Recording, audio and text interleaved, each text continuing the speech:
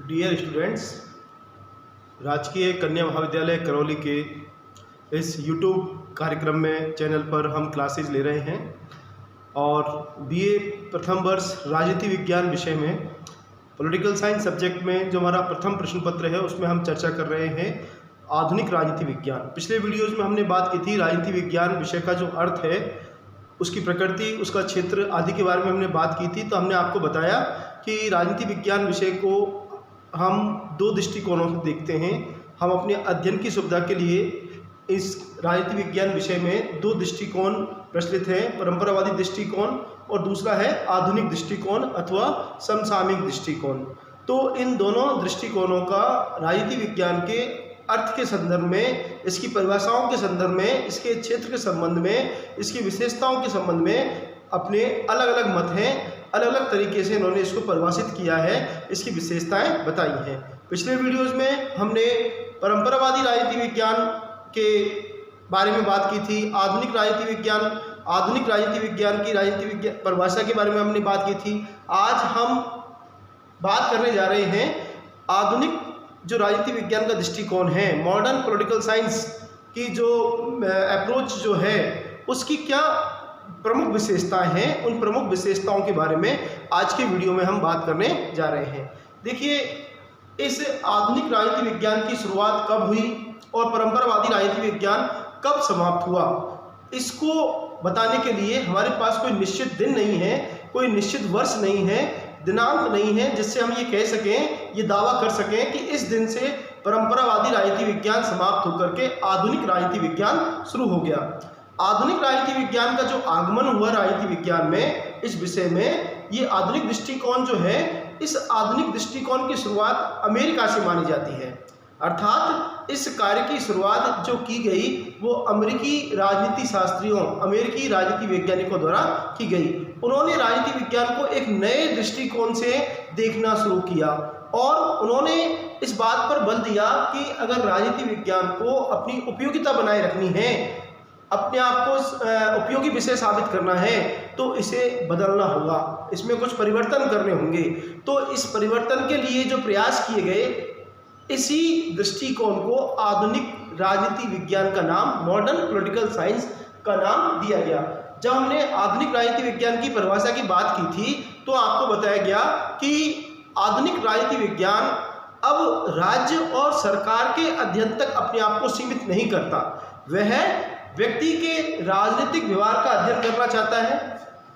आधुनिक राजनीति विज्ञान जो है, आधुनिक दृष्टिकोण जो है, वह अपने अध्ययन में किसके अध्ययन की बात कर रहा है कि विभिन्न राजनीतिक परिस्थितियों में व्यक्ति का राजनीतिक व्यवहार क्या है, और राजनीतिक संस्थाओं की संरचना तक अपने आप को सीमित नहीं करता, अपितु वह राजनीतिक संस्थाओं की किसका भी अध्ययन करना चाहता है, प्रक्रियाओं का, प्रोसेस का अध्ययन करना चाहता है।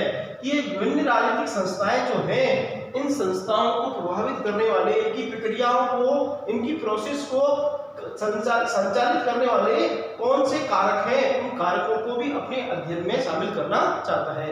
अर्थात कहने का तात्पर्य यह है कि आधुनिक दृष्टिकोण राजनीति विज्ञान को अधिक अनुभववादी बनाना चाहता है, अधिक यथार्थवादी बनाना चाहता है, और साथ ही इस आधुनिक राजनीति विज्ञान के वैज्ञानिकों का मुख्य उद्देश्य राजनीति विज्ञान में अधिक से अधिक सिद्धांतों का निर्माण करना था। किसका निर्माण करना था? सिद्धांतों का, जो कि समस्याओं का समाधान कर सके। हमें इस आधुनिक राजनीति विज्ञान के प्रारंभिक संकेत जो मिलते हैं, शुरुआत जो हमें दिखाई देती है, यह शुरुआत हम देखें 1905 में अमेरिका में एक संस्था बनी। और 1905 में अमेरिका में संस्था कौन सी बनी साहब? American political science association. American political science association नामक इस संस्था बनी अमेरिका के राजनीति शास्त्रियों ने मिलकर के, और इसके द्वारा एक मासिक पत्रिका का भी, पॉलिटिकल साइंस रिव्यू नाम से एक पत्रिका निकाली गई। इस पत्रिका में विभिन्न आलेख प्रकाशित हुए। तो इन वैज्ञानिकों में, जिनमें हम प्रमुख तौर पर नाम लेते हैं चार्ल्स मेरियम का, हम नाम ले रहे हैं कैटलिन का, हम नाम ले रहे हैं लासवेल का, हम नाम ले रहे हैं रॉबर्ट डेहिल का, डेविड ईस्टन का, किर्कपैट्रिक का, ये वो राजनीति शास्त्री हैं जो राजनीति विज्ञान को अधिक अनुभव आधारित, अधिक व्यवहारवादी, या हम देखें कि वह व्यक्ति के राजनीतिक व्यवहार के अध्ययन पर बल दे रहे हैं। वह समूह की संकल्पना की बात कर रहे हैं। जैसे आर्थर बेंटले की बात करें, आर्थर बेंटले एक राजनीति शास्त्री है, वह प्रोसेस को समझने की बात करता है, वह गवर्नमेंट की प्रोसेस को समझने की बात करता है। देखिए, परंपरावादी राजनीति वैज्ञानिकों ने सरकार की संरचनाओं के अध्ययन की बात की थी, वहीं आधुनिक राजनीति शास्त्री संरचना के अध्ययन पर बल नहीं देते, अपितु सरकार की प्रक्रिया को समझने की बात करते हैं। तो यहाँ हमें एक परिवर्तन दिखाई दे रहा है, और ये परिवर्तन जो है वही परिवर्तन कौन सा है? आधुनिक दृष्टिकोण। तो 1905 में अमेरिकन पॉलिटिकल साइंस एसोसिएशन बनी। उसी के साथ हम देखें कि अमेरिका के शिकागो विश्वविद्यालय, अमेरिका के शिकागो शहर में एक यूनिवर्सिटी है शिकागो विश्वविद्यालय, उस शिकागो विश्वविद्यालय में राजनीति विज्ञान विभाग, पॉलिटिकल साइंस डिपार्टमेंट जो है, उस पॉलिटिकल साइंस में एक प्रोफेसर है, प्रोफेसर चार्ल्स मरियम। आप नाम याद रखें, professor Charles Merriam. Professor Charles Merriam द्वारा एक पुस्तक लिखी गई साहब, प्रोफेसर चार्ल्स मरियम द्वारा एक पुस्तक लिखी गई। उस पुस्तक का नाम है new aspects of politics, new aspects of politics नामक पुस्तक लिखी गई, राजनीति के नए आयाम, न्यू एस्पेक्ट्स ऑफ पॉलिटिक्स। इस पुस्तक में हमें नए राजनीति विज्ञान का अर्थात परिवर्तन का संकेत दिखाई देता है। शुरुआत की बात कही जाती है, उन्होंने कहा कि राजनीति वैज्ञानिकों को अध्ययन करते समय मनोविज्ञान अर्थात मानव व्यवहार का अध्ययन करना चाहिए। समाज विज्ञान दूसरे जो विषय हैं उन विषयों से अध्ययन सामग्री स्वीकार करनी चाहिए, हमें तथ्यों का अध्ययन करनी चाहिए। ये बातें हमें प्रारंभिक तौर पर किसके पुस्तक में देखने को मिली? प्रोफेसर चार्ल्स मरियम की किताब में देखने को मिली। इसके बाद हम देखें कि इससे भी पहले एक पुस्तक और आई साहब, उस पुस्तक का नाम ग्राम बालास नामक एक राजनीति शास्त्री हुए, और ग्राम बालास 1908 में पुस्तक लिख रहे हैं, और उस पुस्तक का नाम है ह्यूमन नेचर इन पॉलिटिक्स। पुस्तक का नाम क्या है? ह्यूमन नेचर इन पॉलिटिक्स, राजनीति में मानवीय व्यवहार। ह्यूमन नेचर नामक पॉलिटिक्स पुस्तक किसने लिखी? ग्राम बालास महोदय ने। इस पुस्तक में उन्होंने इस बात पर बल दिया कि हमें मनोविज्ञान, मानव व्यवहार का अध्ययन करने वाले विषय, मानव व्यवहार का अध्ययन कौन करता है? मनोविज्ञान करता है। तो मनोविज्ञान की अध्ययन पद्धतियों को काम में लेना चाहिए। किसका अध्ययन करते समय? मानव के राजनीतिक व्यवहार का अध्ययन करते समय। और हम देखें कि राजनीतिक घटनाओं को समझने के लिए उसके पीछे निहित सामाजिक, धार्मिक या अन्य कारकों को भी हमें अपने अध्ययन में शामिल करना चाहिए, जिससे कि हम उसकी अधिक यथार्थवादी व्याख्या कर सकें। इसी के साथ हम देखें ग्राम बालास के बाद हम देखें कि एक पुस्तक और आई, उस पुस्तक में आर्थर बेंटले की बात करें। आर्थर बेंटले ने ये बात पर बल दिया, इस बात पर बल दिया Arthur Bentley, process of government, the process of government नामक पुस्तक आर्थर बेंटले महोदय की आई। तो इस पुस्तक में आर्थर बेंटले महोदय किस बात पर बल दे रहे हैं कि समूह की संकल्पना, व्यक्ति के व्यवहार के साथ साथ हमें समूह का भी, व्यक्ति समुदाय में रहते हुए जो व्यवहार करता है उस व्यवहार का भी हमें अध्ययन करना चाहिए। इसके अलावा कैटलिन महोदय हैं, कैटलिन ने इस बात पर बल दिया, लासवेल का भी हम नाम लेते हैं। कैटलिन और लासवेल जैसे राजनीति शास्त्री हैं जो आधुनिक दृष्टिकोण के प्रमुख प्रतिपादक हैं कि राजनीति विज्ञान के अध्ययन में हमें किस संकल्पना को अपना आधार बनाना चाहिए? शक्ति की संकल्पना को अपना आधार बनाना चाहिए, क्योंकि प्रत्येक राजनीतिक प्रक्रिया अथवा राजनीतिक व्यवहार के पीछे जो प्रमुख तत्व निहित होता है वो क्या होता है? शक्ति। तो शक्ति को अपने अध्ययन में अवश्य ही शामिल करने की बात किन राजनीति शास्त्री द्वारा की गई? कैटलिन। और कैटलिन ने तो यहाँ तक भी कह दिया कि राजनीति विज्ञान शक्ति का विज्ञान है, political science is the science of power. तो इस तरह से हमें दिखाई दे रहे हैं कि आधुनिक राजनीति विज्ञान अमेरिका में एक बदलाव के तौर पर शुरू हुआ, और द्वितीय विश्व युद्ध के बाद आफ्टर सेकेंड वर्ल्ड वार के समय कुछ ऐसी घटनाएं घटी। जैसे एक घटना के तौर पर हम देखें कि अमेरिकी प्रशासन के सामने, अमेरिकी सरकार के सामने कई सामाजिक, राजनीतिक, प्रशासनिक समस्याएं आई। इन समस्याओं का समाधान करने के लिए अर्थशास्त्रियों का, समाज वैज्ञानिकों का, या हम देखें बड़े प्रशासनिक विद्वानों का मार्गदर्शन प्राप्त किया गया, परंतु राजनीति विज्ञान के वैज्ञानिकों को या राजनीति विज्ञान के प्राध्यापकों को किसी ने नहीं पूछा।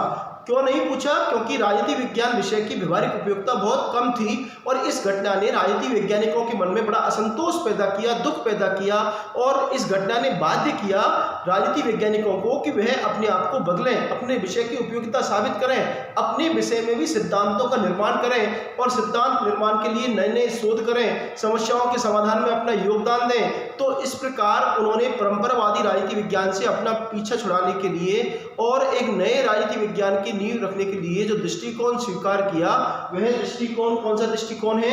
आधुनिक दृष्टिकोण अथवा समसामयिक दृष्टिकोण, जो कि 20वीं सदी की शुरुआत में कहां से शुरू हो रहा है? अमेरिका से शुरू हो रहा है। और इसको शुरू करने वाले प्रमुख राजनीति शास्त्रियों में हम नाम किसका ले रहे हैं? हम ग्राम बालास का नाम ले रहे हैं, हम चार्ल्स मरियम का नाम ले रहे हैं, हम आर्थर बेंटले का नाम ले रहे हैं, हम Catlin Lasswell, Robert Dahl, David Easton जैसे आधुनिक दृष्टिकोण के प्रमुख प्रतिपादकों का नाम ले रहे हैं। तो इस प्रकार आधुनिक दृष्टिकोण द्वितीय विश्व युद्ध के बाद अपने प्रखर रूप में और इसकी अंतिम परिणति जो हमें दिखाई देती है वह व्यवहारवादी क्रांति के तौर पर, जो कि हम अगले वीडियो में बात करेंगे।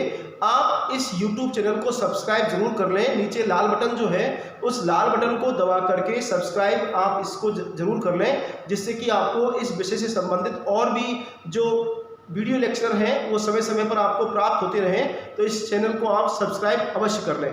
तो आधुनिक दृष्टिकोण के अनुसार राजनीति विज्ञान की प्रमुख विशेषताएं क्या है?